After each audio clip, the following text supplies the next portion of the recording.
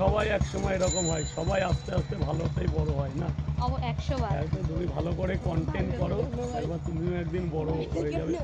ফেসবুকে বড় ছোট বলে কিছুই নেই, সব হচ্ছে মানসিকতা, একে অপরের প্রতি একটা ভালোবাসা, সবাইকে সাপোর্ট করা। একদম এটা করলে তুমি একদিন বড় আইডি হবে, কোনো ঘাবড়াতে হবে একদম না। আমি নাচের বেশিরভাগ দেই। তাই? তো যাই হোক, খুব ভালো ভালো লাগলো থেকো। দিদি ভাই, ভালো থেকো।